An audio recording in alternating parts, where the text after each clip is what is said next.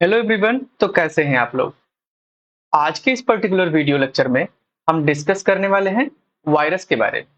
हमने यहाँ पे एक लेक्चर सीरीज स्टार्ट की है वायरस की, जिसमें आज हम कवर करेंगे वायरस का लेक्चर नंबर 1। वायरस के लेक्चर नंबर 1 में सबसे पहले हम बात करेंगे इंट्रोडक्शन ऑफ वायरस की। देन हम बात करने वाले हैं ओरिजिन ऑफ वायरसेस की। देन हिस्ट्री ऑफ वायरसेस के बारे में बात करेंगे। देन बात करेंगे हम वायरस के क्लासिफिकेशन के बारे में। तो आज के इस पर्टिकुलर लेक्चर में हम चार चीजों को कवर करने वाले हैं वायरस के। सबसे पहले हम देखेंगे वायरसेस होते क्या हैं। देन हम ओरिजिन के बारे में बात करेंगे कि वायरसेस का ओरिजिन जो होता है वो कहाँ से हुआ था। देन हम इसके हिस्ट्री के बारे में बात करेंगे कि कौन कौन से साइंटिस्ट ऐसे थे जिन्होंने वायरसेस के ऊपर काम किए और इनको वायरसेस पार्टिकल का नाम दिया। देन हम इसके क्लासिफिकेशन के बारे में बात करने वाले हैं कि कौन कौन से डिफरेंट डिफरेंट टाइप के वायरसेस जो होते हैं वो अभी तक नोन है। ये रही मेरे बारे में एक छोटा सा इंट्रोडक्शन। तो चलिए मूव करते हैं लेक्चर की तरफ और डिस्कस करते हैं वायरस के लेक्चर नंबर 1 के बारे में। तो सबसे पहले हम बात करने वाले हैं what are the viruses. Viruses होते क्या हैं। तो वायरसेस जो होते हैं वो उसके बहुत सारे डेफिनेशंस दिए गए हैं। अलग अलग साइंटिस्टों ने अलग अलग टाइप से डेफिनेशन उनका दिया हुआ है। कोई एक डेफिनेशन जो है वो इसके ऊपर एकदम से खरा नहीं उतरता था। तो इस पे बहुत सारे डेफिनेशंस दिए गए हैं। तो एक एक करके देखते हैं कि वायरसेस का जो डेफिनेशन है वो अलग अलग साइंटिस्टों ने कैसे दिया। तो सबसे पहले हम बात करते हैं कि viruses are simple and acellular infectious agents. तो वायरसेस जो होते हैं वो सिंपल स्ट्रक्चर्स होता है और ये एसेलुलर होते हैं और ये इन्फेक्टियस एजेंट होते हैं। यानी कहने का मतलब ये है कि ये स्ट्रक्चर्स में सिंपल है, एसेलुलर टाइप के स्ट्रक्चर्स हैं और ये ऐसे एजेंट्स होते हैं जो इन्फेक्शंस को कॉज करते हैं। तो सबसे पहला इसका डेफिनेशन ये हो गया कि viruses are simple and acellular infectious agent. Then दूसरे डेफिनेशन की अगर हम बात करें तो viruses are infectious agents having both the character of living and non living. तो अदर साइंटिस्ट ने ये बताया कि हाँ ये ठीक है, इन्फेक्टियस एजेंट्स तो ये होते हैं लेकिन इनके अंदर दोनों टाइप के कैरेक्टर्स पाए जाते हैं जो कि लिविंग एंड नॉन लिविंग दोनों तरीके से ये शो करते हैं। देन आगे हम बढ़ते हैं, देखते हैं तो वायरसेस आर माइक्रोस्कोपिक। वायरसेस जो होते हैं वो माइक्रोस्कोपिक होते हैं, यानी कि अगर हम नेकेड आई से इसको देखना चाहें तो हम इसको देख नहीं सकते हैं। इसको देखने के लिए एक स्पेशल टाइप के इंस्ट्रूमेंट्स की नीड होती है जिसको हम बोलते हैं माइक्रोस्कोपी। तो ये वायरसेस जो होते हैं वो माइक्रोस्कोपिक होते हैं, ऑब्लिगेट सेलुलर पैरासाइट्स होते हैं। देन अगर हम बात करें generally much smaller than bacteria, और अगर हम इसके साइज की बात करें तो ये बैक्टीरिया से भी छोटे साइज के होते हैं। They lack the capacity to thrive and reproduce outside of the body. तो अगर हम बात करें इसके रिप्रोडक्शन की, तो अगर ये लिविंग होस्ट से निकल करके बाहर चला जाता है, यानी कि आउटसाइड दी बॉडी ये चला जाता है, तो इसके पास कोई भी कैपेबिलिटी नहीं बचती है रिप्रोडक्शन की। तो यहाँ पे इसलिए लिखा गया है कि they lack the capacity to thrive and reproduce outside of the body. यानी कि अगर ये होस्ट सेल से निकल करके बाहर चला जाता है तो ये नॉन लिविंग तरीके से काम करता है और उसके पास कोई भी कैपेबिलिटी नहीं बचती है कि वो आगे रिप्रोड्यूस कर सके और नए यंग वंस का फॉर्मेशन कर सके। Then viruses are infectious agents that typically consist of nucleic acid molecules in a protein coat। तो कुछ साइंटिस्टों ने ये बताया कि ठीक है ये इन्फेक्शियस एजेंट्स तो होते हैं लेकिन इनके पास जो होती है वो न्यूक्लिक एसिड मॉलिक्यूल और प्रोटीन की एक कोट होती है। तो इनके स्ट्रक्चर्स के बारे में कुछ साइंटिस्ट गए और ये बताए कि इनका जो स्ट्रक्चर जो बना हुआ है वो न्यूक्लिक एसिड मॉलिक्यूल से बना हुआ है और वो क्या है, वो एक प्रोटीन कोट के अंदर होते हैं। Is too small to be seen by light microscopy. ये बहुत ही छोटे टाइप के ऑर्गेनिजम्स होते हैं जो कि लाइट माइक्रोस्कोपी से इसको सीन किया जा सकता है। Then and is able to multiply only within the living cells of host. तो यहाँ पे जैसे हमने बात किया कि इसको अगर होस्ट सेल से बाहर निकाल दिया जाए, यानी कि आउटसाइड ऑफ द बॉडी कर दिया जाए, तो इसके पास कोई भी कैपेबिलिटी नहीं बचती है रिप्रोडक्शन की। लेकिन अगर ये लिविंग सेल के अंदर है तो ये आराम से इसके पास एबिलिटी होती है कि वो मल्टीप्लाई करेगा और अपने नए यंग वंस का फॉर्मेशन भी कर लेगा वो। Then viruses are the large group of submicroscopic infectious agents. वही बात यहाँ पे भी बोली गई है, ये लार्ज सब माइक्रोस्कोपिक इन्फेक्शियस एजेंट्स होते हैं that are usually regarded as non living extremely complex molecule. तो ये जो होते हैं non living extremely complex molecule होते हैं। देन अगर हम बात करें that typically contains a protein coat surrounded and RNA और DNA core of genetic material. तो इनके अंदर वही बताया गया कि ये एक प्रोटीन कोड से ये सराउंडेड होते हैं और इनके अंदर क्या होता है, आरएनए या डीएनए दोनों में से कोई एक जेनेटिक मटेरियल जो होगा वो पाया जाएगा। वायरसेस की एक खास बात ये होती है कि इसमें जो जेनेटिक मटेरियल होता है या तो डीएनए होगा या तो आरएनए होगा। कभी भी डीएनए और आरएनए दोनों एक साथ नहीं पाए जाएंगे, जबकि ऐसा अदर ऑर्गेनिजम्स में ये पॉसिबल होता है कि आरएनए और डीएनए दोनों दोनों दोनों टाइप के जेनेटिक मटेरियल पाए जाते हैं। लेकिन वायरसेस की ये बहुत ही ये यूनिक फीचर है कि उसमें या तो डीएनए होगा या तो आरएनए होगा। But no semi permeable membrane, लेकिन इसमें कोई भी सेमी परमेबल मेम्ब्रेन नहीं पाई जाती है। That are capable of growth and multiplication only living cell, और इसके पास कैपेबिलिटी होती है मल्टीप्लीकेशन और ग्रोथ की, लेकिन जब ये केवल लिविंग सेल्स के अंदर होते हैं तब। अगर इनको लिविंग सेल्स के बाहर कर दिया जाए तो इनके पास कोई भी एबिलिटी या कैपेबिलिटी या कैपेसिटी नहीं बचती है। And that cause various important disease in humans, animals and plant. जैसे कि यहाँ पे बोला गया है कि ये इन्फेक्टियस एजेंट्स होते हैं, तो ये इसके पास बहुत सारे इंपॉर्टेंट डिजीजेस को ये काज करने के लिए इनके पास एबिलिटी होती है, जो कि ये ह्यूमंस में काज करते हैं, एनिमल्स में काज करते हैं और प्लांट्स में भी ये काज करते हैं। तो ये हो गई ओवरऑल बात वायरसेस की कि वायरसेस होते क्या हैं। चलिए अब मूव करते हैं आगे और देखते हैं ओरिजिन ऑफ वायरस के बारे में कि वायरस की ओरिजिन हुई कहां से। तो the origin of viruses is unclear because they do not form fossils. तो अगर हम बात करें इसकी ओरिजिन की तो ये बहुत ही क्लियर व्यू इसका नहीं मिल पाता है, क्योंकि इसके कोई भी फॉसिल फॉर्म्स जो होते हैं वो इसके अभी तक अवेलेबल नहीं हो पाए हैं। They are three main hypothesis that aim to explain the origin of viruses. तो तीन हाइपोथेसिस दिया गया था जिसके बेसिस पे ओरिजिन ऑफ वायरसेस को डिस्क्राइब किया गया। तो सबसे पहला जो था ओरिजिन वो था हाइपोथेसिस था रिग्रेसिव हाइपोथेसिस। तो रिग्रेसिव हाइपोथेसिस में हम देख लेते हैं कि होता क्या है। This is also called the degeneracy hypothesis. इसको हम डीजेनरेसी हाइपोथेसिस के नाम से भी जानते हैं, या एक और नाम के इसको हम एक और नाम से भी जानते हैं जिसको हम बोलते हैं रिडक्शन हाइपोथेसिस। तो रिग्रेसिव हाइपोथेसिस का दो और नाम है, एक है डीजेनरेसी हाइपोथेसिस और एक है reduction hypothesis. Viruses may have once been small cellular organisms that parasitise larger cells. तो इसके पास कैपेबिलिटी होती है, ये जो होते हैं स्मॉल सेलुलर ऑर्गेनिजम्स होते हैं जो कि लार्जर सेल्स को ये क्या करते हैं, पैरासिटाइज कर देते हैं, यानी कि उसमें इन्फेक्शन कॉज कर देते हैं। टाइम के साथ साथ over time genes not required by them and they become simpler organisms which are the viruses we see in today. तो ये धीरे धीरे क्या हुआ कि इसमें जो है जो रिक्वायर्ड मटेरियल जो थे वो धीरे धीरे करके इसमें से लेसर होते गए और धीरे धीरे चल के ये सिंपलर ऑर्गेनिज्म का फॉर्मेशन कर लिया, जो कि अब हम इसको देखते हैं और इसको हम वायरसेस के नाम से जानते हैं। अगर हम इसकी बात करें सपोर्टिव एविडेंस की कि इसके सपोर्ट में कौन कौन से एविडेंसेस हैं, तो बात करते हैं हम रिकेट्सिया की। रिकेट्सिया ये एक डिजीज है और chlamydia are the living cells, और ये क्लेमाइडिया जो है वो लिविंग सेल्स है। Rickettsia and chlamydia are living cells that like viruses can reproduce only inside host cell. तो रिकेट्सिया और क्लेमाइडिया दो लिविंग सेल्स हैं इसमें, जो कि वायरसेस के जैसे दिखते हैं। वायरसेस के जैसे ही सीन करने पे पता चलता है कि ये दोनों जो लिविंग सेल्स हैं वो वायरसेस के जैसे ही हैं। ये रिप्रोड्यूस करते हैं ओनली इनसाइड होस्ट सेल। जब होस्ट सेल के अंदर होते हैं तभी ये दोनों रिप्रोड्यूस करते हैं। अगर इनको होस्ट सेल से बाहर कर दिया जाए तो ये रिप्रोडक्शन नहीं काज करते हैं।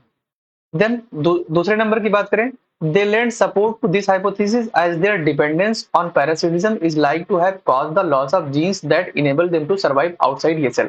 तो अगर हम बात करते हैं इसके हाइपोथेसिस की, तो ये जो होते हैं वो डिपेंडेंसी कॉज करते हैं किसी दूसरे ऑर्गेनिजम्स के ऊपर, यानी कि ये एक तरीके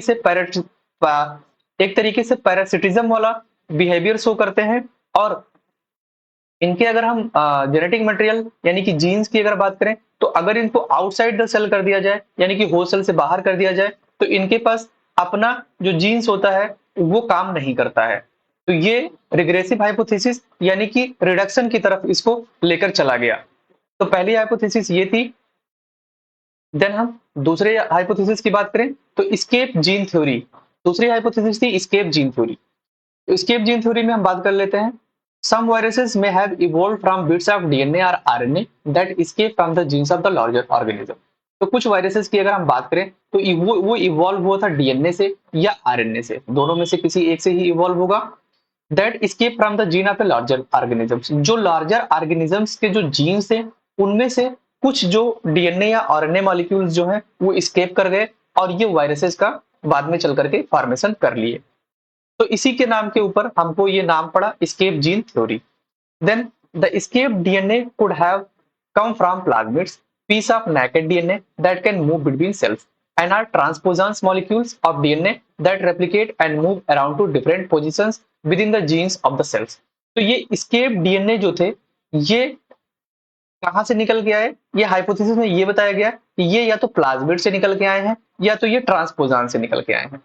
तो प्लाज्मिड्स जो क्या होते हैं? प्लाज्मिड जो होते हैं एक्स्ट्रा सेलुलर जेनेटिक मटेरियल होते हैं जो कि बैक्टीरिया में पाए जाते हैं और ये जो होते हैं एक बैक्टीरिया से दूसरे बैक्टीरिया में ट्रांसफर होते हैं। तो उसी ट्रांसफर होने के दौरान जो होते हैं कुछ प्लाज्मिड्स के डीएनए या आरएनए जो होते हैं वो एस्केप कर गए और इस वायरस का फॉर्मेशन कर लिए। दूसरे में ये बोला गया कि ट्रांसपोजॉन्स हो सकते हैं। ट्रांसपोजॉन्स क्या होते हैं? ट्रांसपोजॉन्स का को हम दूसरे नाम से जंपिंग जीन भी बोलते हैं। तो ये मॉलिक्यूल्स जो होते हैं वो रेप्लिकेट करने में डिफरेंट टाइप के पोजीशंस लेते हैं ये जीन्स, और तो उसी पोजीशंस में जब ये जंप कर रहे थे एक पोजीशन से दूसरे पोजीशन की तरफ तो कुछ डीएनए और आरएनए मॉलिक्यूल जो हैं वो एस्केप कर गए और इस वायरस का फॉर्मेशन कर लिए।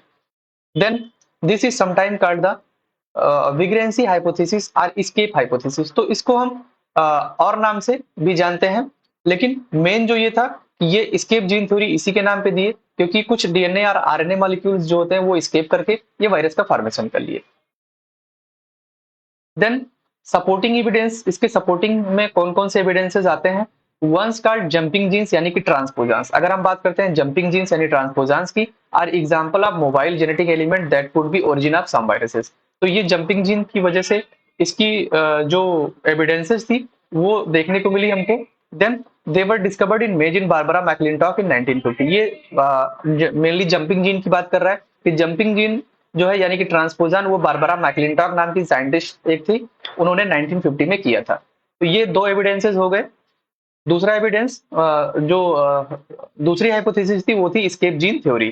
देन तीसरी हाइपोथेसिस की अगर हम बात करें तो को इवोल्यूशन हाइपोथेसिस। अब को इवोल्यूशन हाइपोथेसिस की अगर हम बात करते हैं तो इसमें क्या होता है? This is also called the virus first hypothesis. इसको हम फर्स्ट वायरस हाइपोथेसिस के नाम से भी जानते हैं। This hypothesis proposes that viruses may have evolved from complex molecule of protein and nucleic acid at the same time as cell first appear on earth and would have been dependent on cellular life or billion of year। तो यहाँ पे origin of life की बात हुई है कि billions of year ago जब life की origin हो रही थी तो उसमें जो डिपेंडेंसी थी वो किसकी थी? वो सेलुलर लाइफ बनाने की थी। तो वहां पे क्या हुआ कि जो कॉम्प्लेक्स मॉलिक्यूल्स थे, कॉम्प्लेक्स मॉलिक्यूल जैसे प्रोटीन एंड न्यूक्लिक एसिड्स थे, वहां से क्या हुआ कि पहली बार ये वायरसेस जो हैं वो अपीयर हुए। इसके सपोर्ट में कौन सा एविडेंस आता है? Viruses with similar viral machinery are present in the three groups of life, bacteria, archaebacteria and eukarya. तो अगर हम बात करें कि तीन डोमेन की लाइफ के तीन डोमेन की, तो यहाँ पे बैक्टीरिया, आर्किबैक्टीरिया और यूकैरियोट्स ये तीन डोमेन्स थे। यहाँ से इनकी जो मशीनरी थी वो वायरस से लगभग मैच कर रही थी। Then DNA viruses are remnant of first DNA replicators while the retroviruses could be descendants of the first molecules that we were able to make the transition between RNA and DNA. तो viruses की अगर हम बात करें तो first DNA रेप्लिकेटर्स, इसको भी अगर हम बोलते हैं तो फर्स्ट डीएनए रेप्लिकेटर्स के रिमेनेंट्स जो होते हैं वायरसेस को हम मान सकते हैं। ये दोनों तरीके से काम करता है, रेट्रोवायरसेस की तरह भी, और इसके जो डिसेंडेंट्स थे यानी कि रेट्रोवायरसेस जो कि आरएनए मॉलिक्यूल से ये डीएनए का फॉर्मेशन हुआ था। तो ये तीन हाइपोथेसिस जो थी वो ये बता रही थी कि वायरस का ओरिजिन कहाँ से हुआ था। तो जैसे कि यहाँ पे प्री सेलुलर ओरिजिन से दिखाया गया कि ये आरएनए वर्ड था, आरएनए वर्ड से ये बाद में जाकर के ये वायरसेस का फॉर्मेशन हुआ यानी कि डीएनए का फॉर्मेशन हुआ। देन दो चीजों को हमने डिस्कस कर लिया। सबसे पहले what are the viruses, viruses होते क्या हैं? तो उसके बहुत सारे डिफिनेशंस हमको देखने को मिले। कुछ साइंटिस्टों ने बताया कि ये स्मॉलर ऑर्गेनिजम्स होते हैं, माइक्रोस्कोपिक होते हैं, इन्फेक्टियस एजेंट्स होते हैं। कुछ ने बताया कि इनका जो जो जो जेनेटिक मटेरियल होता है या तो डीएनए होगा या तो आरएनए होगा। ऐसे ऐसे करके बहुत सारे डेफिनेशंस जो है वायरसेस के देखने को मिलते हैं। कुछ ने बताया कि ये जो ऑर्गेनिजम्स होते हैं, वायरसेस होते हैं, वो लिविंग और नॉन लिविंग दोनों तरीके से बिहेव करते हैं। देन हमने बात किया हाइपोथेसिस के बारे में, ओरिजिन ऑफ वायरसेस के बारे में, जिसमें हमने 3 ओरिजिन को डिस्कस किया। 3 ओरिजिन में सबसे पहले अगर हम बात करें तो सबसे पहले रिग्रेसिव हाइपोथेसिस थी। देन उसके बाद में हमने बात किया जीन एस्केप जीन थ्योरी की। देन उसके बाद हमने बात किया कोइवोल्यूशन हाइपोथेसिस की। देन अब हम मूव करेंगे हिस्ट्री ऑफ वायरसेस के बारे में। देन अगर हम बात करें हिस्ट्री ऑफ वायरसेस की, तो the branch of science which deals with the study of viruses is called virology. तो साइंस की वो ब्रांच जिसमें हम वायरसेस को पढ़ते हैं या डील करते हैं, उसको हम वायरोलॉजी के नाम से जानते हैं। तो ये इसका हो गया सिंपल सा definition. The term viruses is derived from the Latin word virus referring to poison and other noxious liquid. तो अगर हम बात करें वायरस की ओरिजिन की, तो ये लैटिन वर्ड से ओरिजिनेट हुआ है, जिसको हम जिसका जो अर्थ होता है वो होता है पॉइजन या other noxious liquid. Then virus can infect all type of life forms including multicellular organisms to unicellular organisms। Viruses जो होते हैं वो लगभग सारे टाइप के ऑर्गेनिजम्स को ये जो होते हैं वो उसमें इन्फेक्शन कॉज करते हैं, चाहे वो स्मॉलर ऑर्गेनिज्म हो या लार्जर ऑर्गेनिज्म हो, मल्टीसेलुलर ऑर्गेनिज्म हो या यूनिसेलुलर ऑर्गेनिज्म हो, किसी भी तरीके का कोई भी ऑर्गेनिज्म हो उसमें ये इन्फेक्शन कॉज कर सकता है। Many of human animal and plant diseases are caused by them. बहुत सारे ह्यूमन डिजीजेज, एनिमल डिजीजेज और प्लांट डिजीजेज जो होते हैं वो ये वायरसेस के द्वारा काज होते हैं। Even the recently appeared pandemic covid is also caused by viruses. तो एक ही बहुत ही अच्छा और बहुत ही ट्रेंडिंग टाइप का जो वायरस था, जिसको हम बहुत ही अच्छे तरीके से वाकिफ हैं, जिसको हम बोलते हैं कोविड-19, वो भी एक तरीके का वायरस ही है। देन हम आगे मूव करते हैं और बात करते हैं इन 1884। हम चलते हैं अब 1884 में और देखते हैं एक माइक्रोबायोलॉजिस्ट थे, फ्रेंच माइक्रोबायोलॉजिस्ट, जिनका नाम था चार्ल्स चैम्बरलैंड। अब चार्ल्स चैम्बरलैंड कौन थे? ये इन्वेंटेड ये filter known today as a Chamberland filter और the Pasteur Chamberland filter with pores smaller than bacteria. तो इन्होंने एक फिल्टर की डिस्कवरी की जिसका जो पोर साइज था वो बैक्टीरिया से भी छोटा था। इन्होंने जनरली एक फिल्टर को इन्होंने इन्वेंट किया था, जिससे कि हम क्या करते हैं, किसी भी ऑर्गेनिजम्स को हम फिल्टर करके बाहर करते हैं। Then thus he could pass a solution contains bacteria through the filter and completely remove them। तो यहां से क्या हुआ कि उस फिल्टर से हम क्या क्या कर सकते हैं, बैक्टीरिया को आराम से रिमूव कर सकते हैं। Then in 1892 the Russian biologist Dmitri Ivanovsky.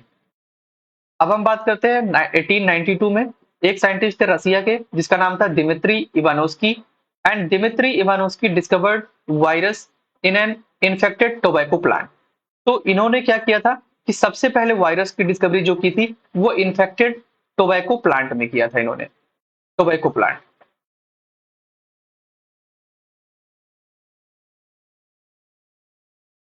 तो ये रहे भैया दिमित्री इवानोस्की और ये है चैम्बरलैंड, यानी कि Charles चैम्बरलैंड।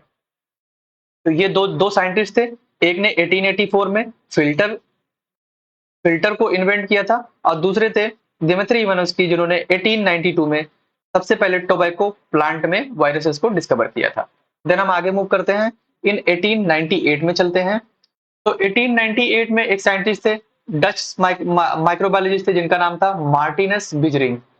Observe that this agents multiplied only in a cell that were dividing.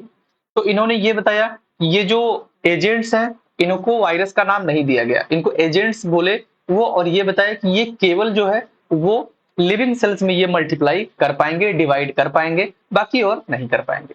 He called it A कॉन्टिजियम वाइबम fluidum, और इसको इन्होंने क्या नाम दिया, कॉन्टिजियम वाइबम फ्लूइडम, यानी कि सॉल्युबल लिविंग जर्म, कुछ ऐसा जर्म जो कि सॉल्युबल है और लिविंग भी है।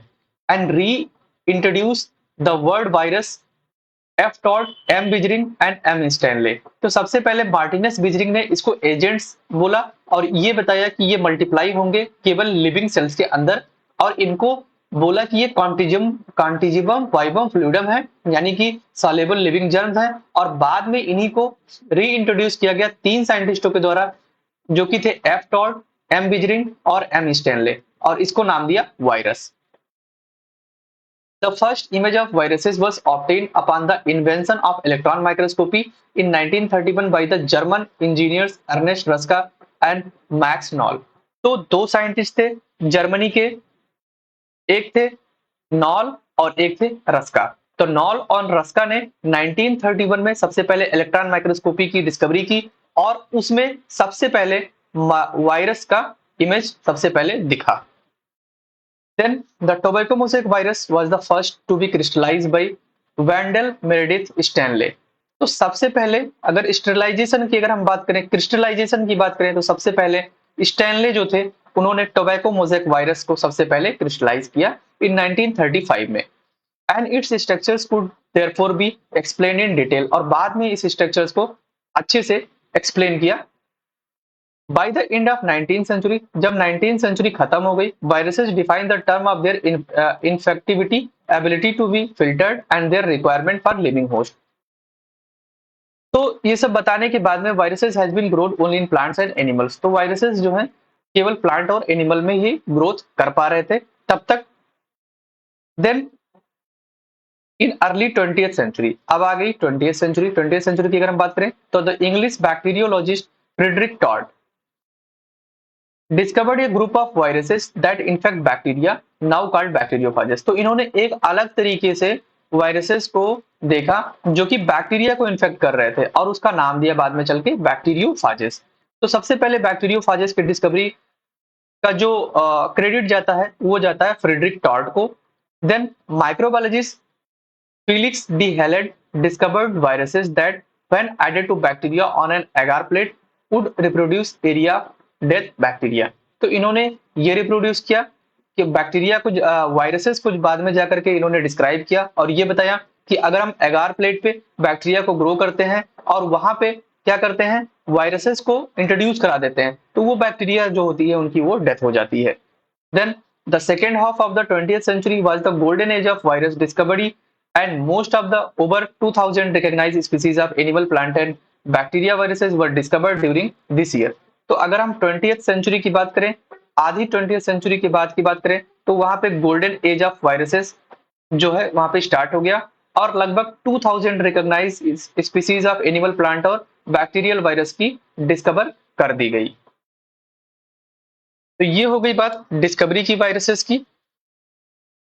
देन अगर हम बात करें वायरस के प्रॉपर्टीज की, characters and properties of viruses, तो सबसे पहले हम देखते हैं viruses are acellular non cytoplasmic infectious agent. तो सबसे पहले वायरसेस जो होते हैं वो सेलुलर होते हैं, नॉन साइटोप्लाज्मिक होते हैं, यानी कि इसमें कोई भी साइटोप्लाज्म नहीं पाया जाता है, और ये इन्फेक्टियस एजेंट्स होते हैं, यानी कि ये डिजीज काज करने के लिए रिस्पॉन्सिबल एजेंट्स होते हैं। Therefore, ये unit of virus is referred to as a virus particle rather than a virus cell. तो इसको हम वायरस सेल नाम ना दे करके वायरस पार्टिकल का नाम देते हैं। Then they are smaller than bacteria, तो ये स्मॉलर देन बैक्टीरिया होते हैं। Can pass through the bacteriological filter. तो जो फिल्टर यूज किए थे, कौन से साइंटिस्ट ने फिल्टर यूज किए थे? चैम्बरलैंड। तो चैम्बरलैंड ने जो फिल्टर बनाया था उससे ये जो वायरसेस होते हैं वो आराम से ये पास आउट हो जाते हैं, bacteriological filter. Then they are consisting mainly of nucleic acid surrounded by protein coat envelope called capsid. तो ये एक कोट के द्वारा ये घिरे हुए होते हैं जिसको हम कैप्सिड बोलते हैं, और ये मेनली बना होता है न्यूक्लिक एसिड्स के और प्रोटीन के। Then they are devoid of the sophisticated enzymatic and biosynthetic machinery essential for independency activities of cellular life, therefore they can grow only inside suitable living cells। तो वही बात बोली गई है कि ये केवल लिविंग सेल्स के अंदर ही ये ग्रोथ कर सकते हैं, बाकी ना अगर ये लिविंग सेल से बाहर गए तो इनका ग्रोथ रुक जाएगा। इनका ये जो इनकी जो डिवाइड करने की कैपेबिलिटी होती है वो भी रुक जाएगी। Then these viruses do not grow, neither respire nor metabolize, but they reproduce। तो वायरसेस की अगर हम बात करें तो ये ग्रोथ नहीं कर पाएगा, ना तो रिस्पिरेशन कर पाएगा, ना तो मेटाबोलाइज हो पाएगा, बट ये रिप्रोडक्शन काज करने के लिए, रिप्रोडक्शन करने के लिए होता है।